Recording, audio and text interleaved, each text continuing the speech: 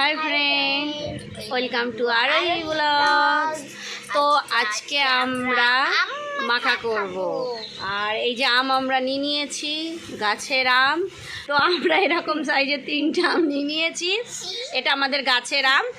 আর গরমের সময় খুব গরম তো, রোদ্দুরও, আর আম মাখা এই টাইমটা খুব ভালো লাগে।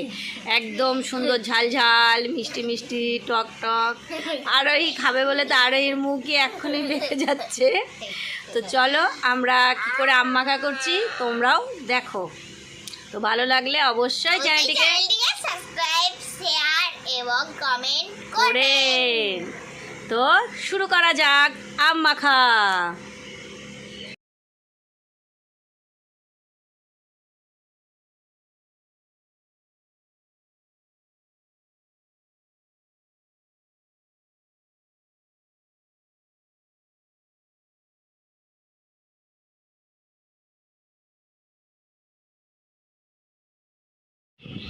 তিনটেই দেখছো, এখানে তিনটেই ছোলা হয়ে গেছে, তিনটেই রাখা আছে। তো এখন মা গ্রেট করার এইটা দিয়ে মা এখন এই সব আম কাটাকে গ্রেট করে নেবে।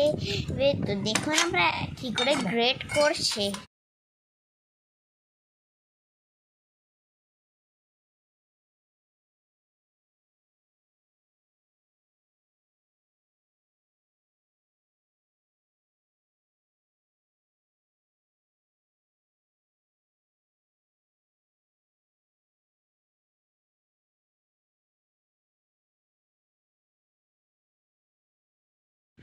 তো আম গ্রেট করা হয়ে গেছে। আর এখানে আমি সর্ষে লঙ্কা নিয়ে নিয়েছি। এগুলো ভালো করে ধোবো, ধুয়ে তারপরে এগুলোকে বেটে নেব বা পেস্ট করে নেব।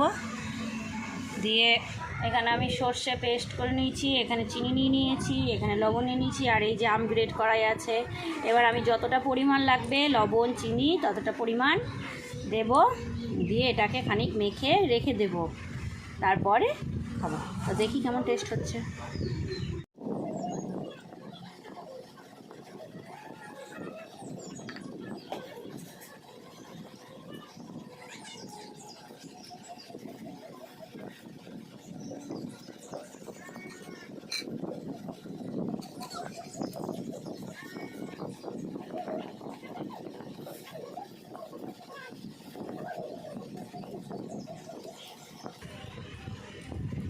অনেকে এটাতে কাঁচা তেলও দেয়, কিন্তু আমি কাঁচা তেল দেবো না। কাঁচা তেল দিলে একটা তেল গন্ধ লাগে, ওর জন্য আমি কাঁচা তেলটা দেবো না। যেহেতু আমি সর্ষে বাটা দিয়েছি সেহেতু আমি কাঁচা তেল আর কি এখানে দিচ্ছি না।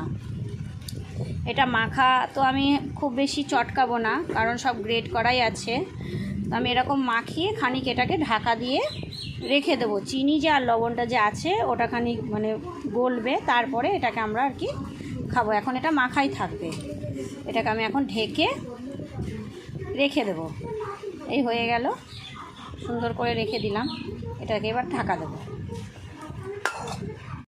তো এটা চিনি লবণ গলে গেছে, আর এই যে কালার এরকম হয়েছে। তো এখন আমি সবাইকে আর কি দেবো। আমার মা আছে, বাবা আছে, আর আমার মেয়ে আরোহি।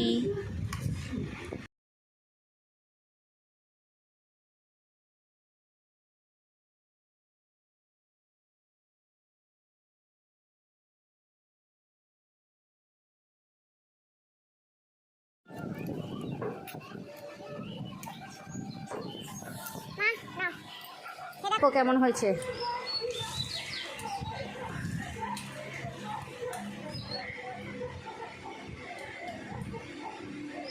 দারুণ ভালো টেস্টি হয়েছে। ও খেয়ে দাও।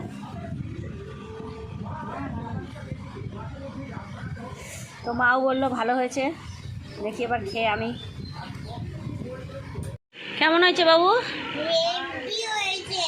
ঝাল লাগছে তোমাকে? ঝাল লাগছে? ঝাল না, তোমাকে সব থেকে কম দিয়েছি। ছোট না?